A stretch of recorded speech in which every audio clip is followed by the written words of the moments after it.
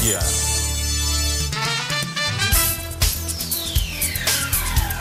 Muito bem, voltamos aqui com o programa Liberdade com Batalha. Estamos aqui com os advogados Jorge Barreto, Cesário Souza e Luciano Silva.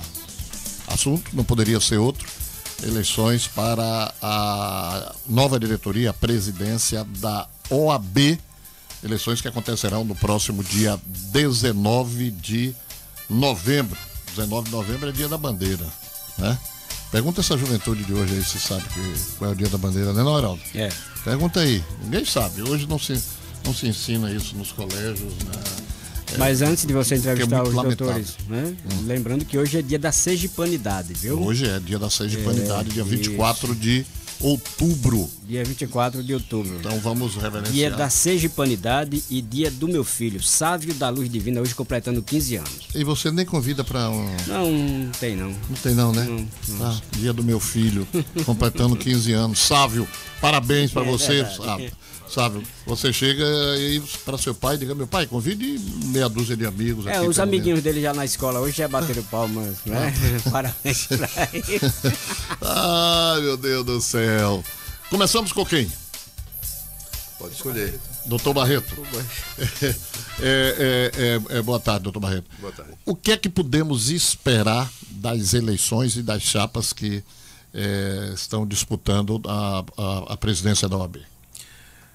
Sensibilidade à classe e principalmente a vida e a luta do advogado. Eu acho que por 21 anos isso tem sido negligenciado. A gente teve um exemplo na última semana aqui em Aracaju, Sergipe.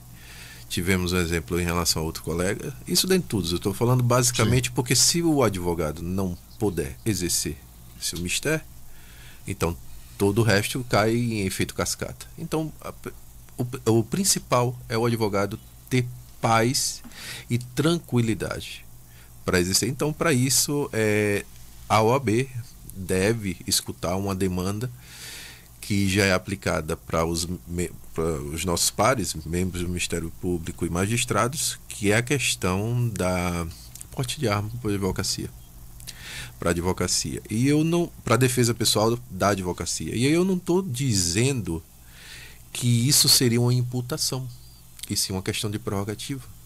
Quem não quiser se utilizar desse, não precisa. Mas quem achar necessário, a prerrogativa deve estar disponível. Então, basicamente, é isso que a gente foi impugnando junto à ordem. Uhum.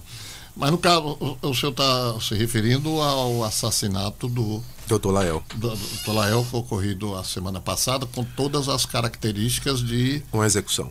De uma execução. Exatamente. No caso, se ele estivesse portando uma arma, você acha que isso... Excelente pergunta. Se ele estivesse portando uma arma, eu vou começar... Se ele não estivesse portando uma arma, que aparentemente foi o que aconteceu, a chance de defesa é zero. Agora, se ele estiver portando, pode ter certeza que a chance de defesa será maior que zero. Então, entre a probabilidade de zero e uma probabilidade que pode ser elástica de 1% até 100%, com total efetividade, eu prefiro ter essa possibilidade do que 0% de chance de defesa. Nem sempre será possível a pessoa se defender. Tem situações que perdeu mesmo, acabou. O correto é você simplesmente não inflar aquela situação e aceitar. Mas há outras que você encontra uma janela de oportunidade e daí você pode exercer a sua legítima defesa, e daí não significa efetuar disparos. Dissuasão persuasiva, por exemplo. Eu já consegui me defender sem dar um único disparo. Eu só saquei a arma. Eu dissuadi o agressor a ir embora. E quando ele foi embora, eu fui embora também. Porque há um conceito errado sobre legítima defesa ligado à arma, que quando você saca, você tem que atirar. Não. Na verdade, você saca para intimidar. Exato, que seria dissuasão, evitar a agressão e se ver livre, se desvencilhar daquela situação e ir embora. Acabou. É isso que se faz. Muito bem. Doutor Cesário Souza, satisfação também tê-lo aqui. Comunga com a mesma linha de raciocínio do Jorge Barreto? Boa tarde, Carlos. Boa tarde, os ouvintes. Sem dúvida nenhuma. Barreto é um militante dessa área, dessa demanda que está posta. O advogado, sem dúvida, ele tem intrínseca na sua atividade profissional o risco, né, que é exigido pela lei, inclusive, no artigo 10 da Lei 10.826, 2003, pugna que o cidadão deve demonstrar atividade profissional de risco ou ameaça à integridade física para ter direito ao porte. E o risco da atividade profissional do advogado é intrínseco, né? Nós assistimos constantemente às tentativas de violações à vida e até mesmo contra o próprio exercício da advocacia. E nós temos como o dever, como instituição, de brigar, de pugnar, de recorrer a quem de direito para introduzir um dispositivo legal que permita ao advogado ter esse direito ao porte.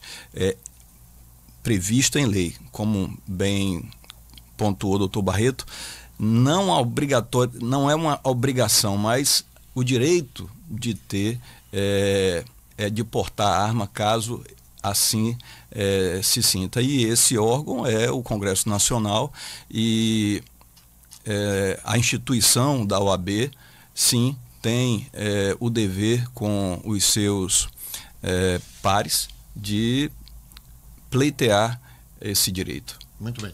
Doutor Luciano Silva, boa tarde, satisfação muito grande tê-lo aqui também. Boa tarde. As colocações do Dr. Barreto e do Dr. Cesário são extremamente positivas. Lembrando que a gente tem uma visão do porte de arma como um plano de saúde. Tá?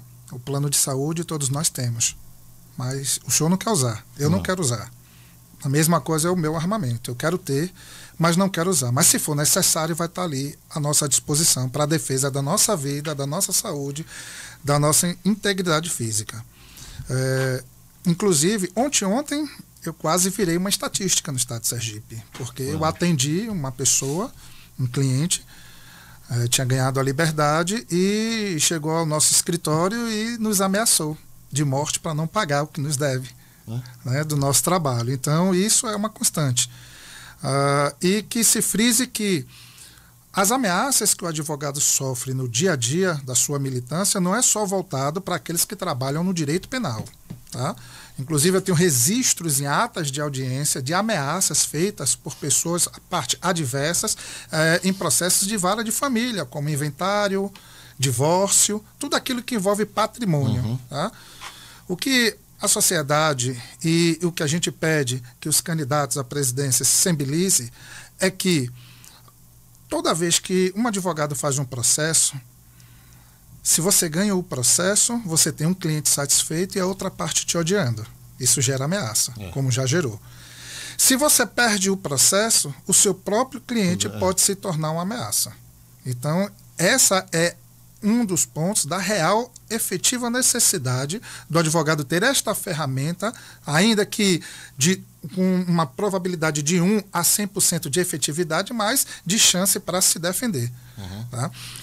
Além disso, se esse risco não fosse tão eminente, por que promotores, juízes, desembargadores e até os nossos ministros portam?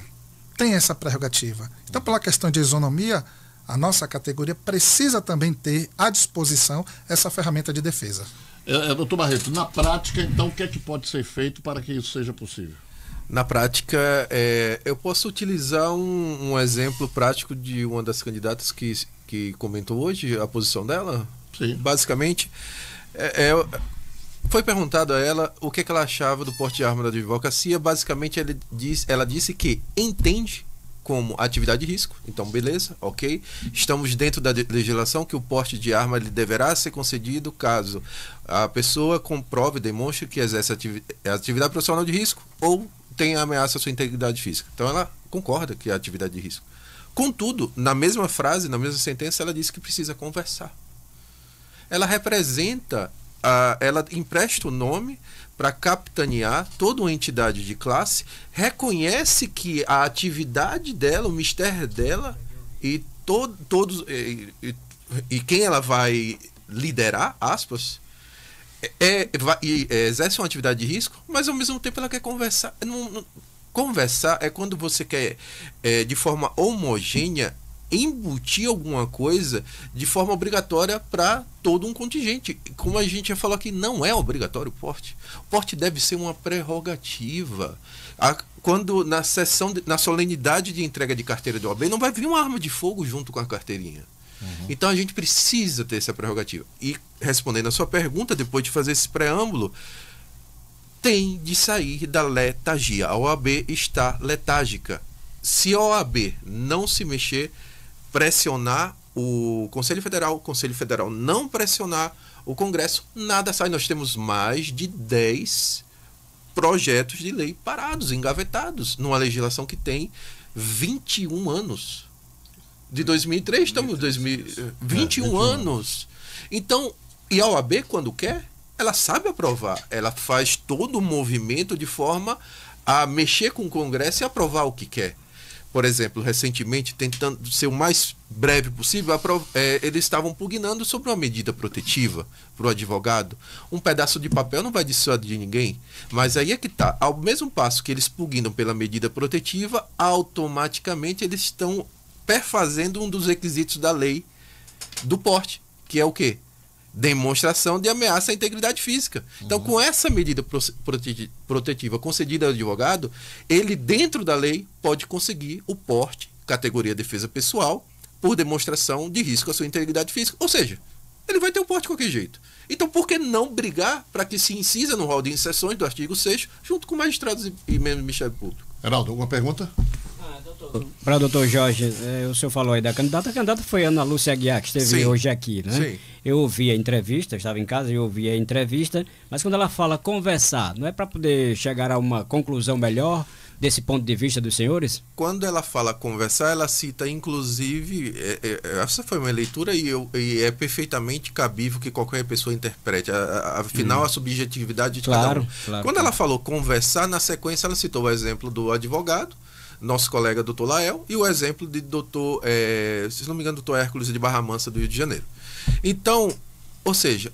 Dois casos recentes. Dois casos recentes, mas não são os primeiros que morrem. Isso é fato, né? São 21 anos de legislação, 21 anos de uma isonomia que consta no Estatuto da OAB e na Constituição Federal e que não é respeitada. E por que agora que se tem que conversar? Não se tem que conversar, são 21 anos que não se respeita a isonomia entre os atores do judiciário. Não é isso, Cesário? Perfeito. Pois não, doutor Cesário. Só para complementar a fala do doutor Barreto, perfeito, é isso mesmo. Como bem comentou aqui doutor Luciano, não só uma questão de isonomia com os pares que realizam, né, que fazem a efetividade da justiça no país, né, com, no caso, o Judiciário, o Ministério Público e a Advocacia, a OAB. Então, esses dois atores do Judiciário e do Ministério Público têm o direito, a prerrogativa do porte de arma. Mas interessante que, quando um magistrado ou quando um membro do Ministério Público é ameaçado ou está sob ameaça de morte pelo exercício de sua atividade, o próprio Estado, né, o defende. Isso. Coloca um policial na sua segurança, procura o aparelho estatal para dar esse respaldo, né, à integridade física desses atores. Mais. Contrariamente, o advogado trabalha sob a égide do Estado. Sim, né? Exatamente. Já o advogado não goza dessa prerrogativa. Ele é da atividade privada. Quando ele sofre a ameaça, como aqui relatou aqui o doutor Luciano, ele está por sua conta e risco.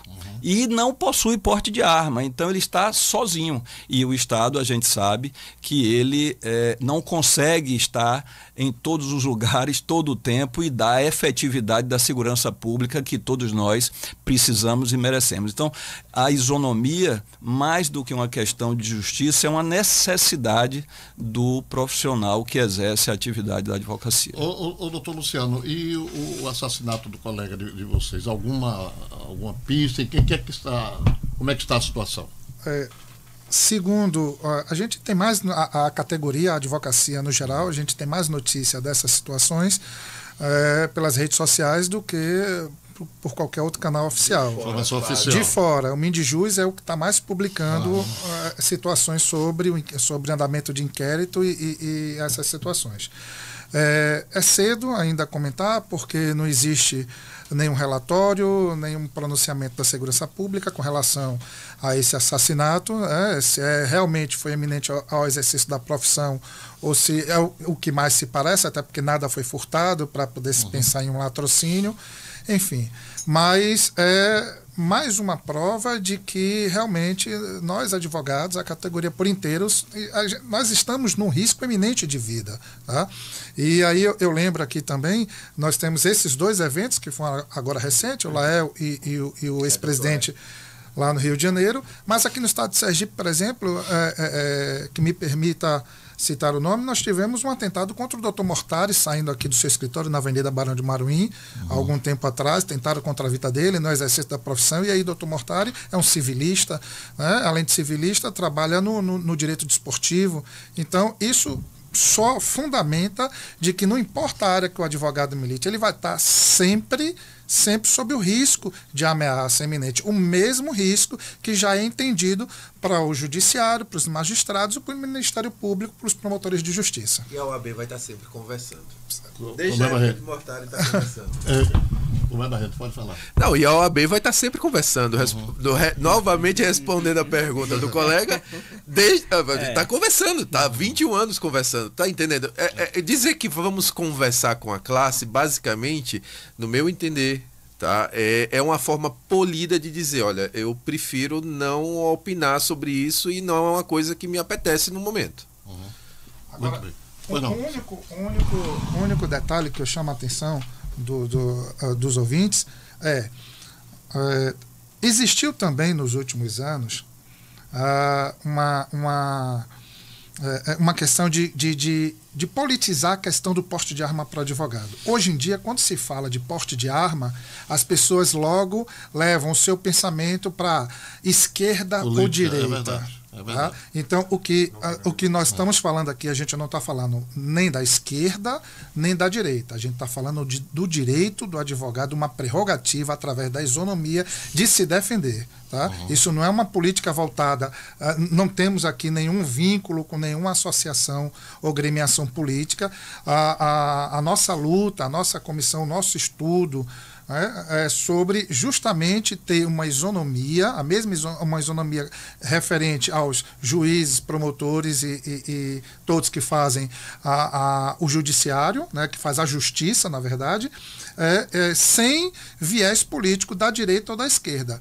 É uma ferramenta de defesa, como eu disse há pouco, como um plano de saúde. Tá? Eu quero ter à minha disposição para usar se necessário for. Não tenho intenção de usar, mas se necessário vai estar ali à minha disposição. Agora, essa prerrogativa, ela é adquirida através do Congresso? Eu quero que os senhores expliquem melhor, porque temos muitos ouvintes que ficam se perguntando, e aí como é que funciona?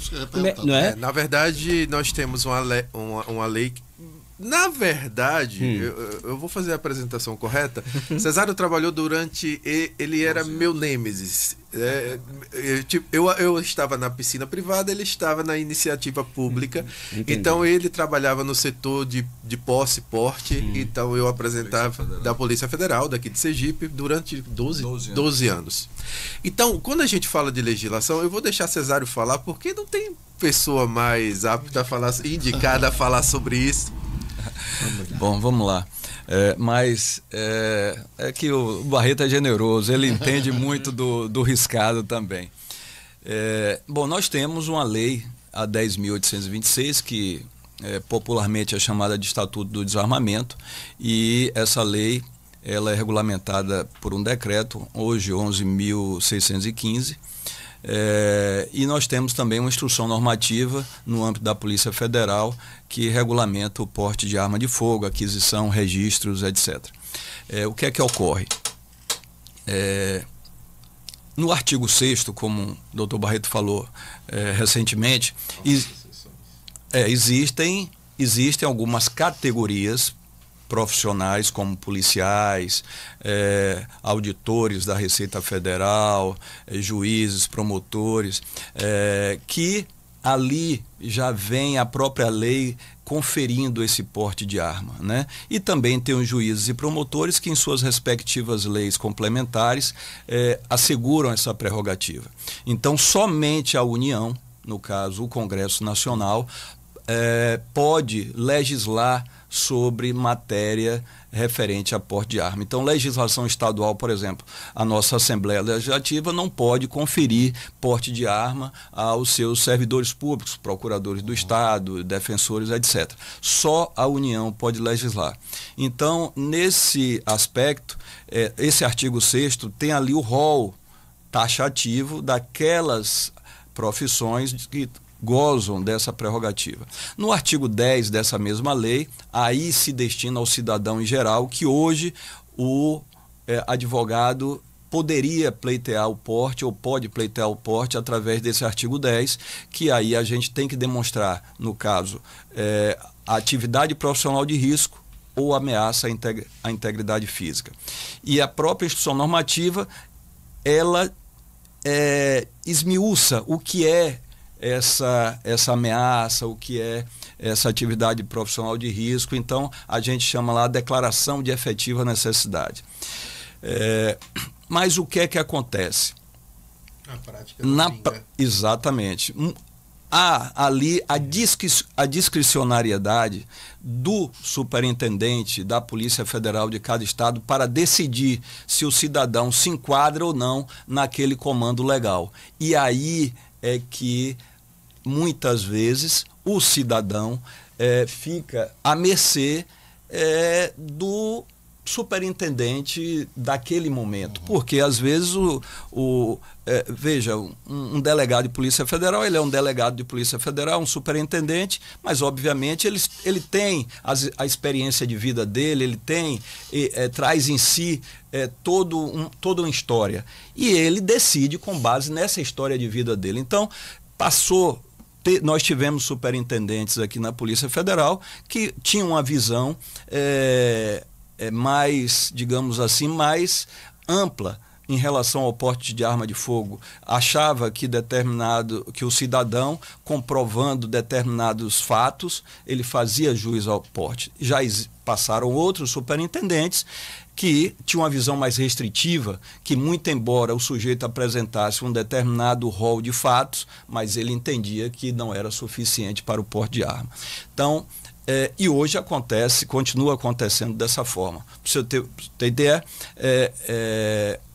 situações que nunca aconteceu na Polícia Federal em termos de apreciação de pedidos, ainda nos dois governos do presidente Lula e da presidente Dilma, estão acontecendo agora. Então, ficou muito mais restritiva. Não sei se é uma orientação diretamente do órgão central em Brasília ou se é um próprio entendimento da atual superintendente. Mas fato é que ficou muito mais restritivo hoje em dia para se ter o porte. Então, por isso que a advocacia, pela própria natureza intrínseca da sua atividade, a instituição precisa trazer para si a responsabilidade de garantir essa prerrogativa ao profissional. Porque se depender da discricionariedade dos superintendentes de cada estado, vai continuar acontecendo o que aconteceu Babel, né? Semana passada, exatamente. Muito bem. Então, ou seja, depende da decisão da OAB. Pronto. Tem que conversar. Precisa continuar conversando com o Congresso.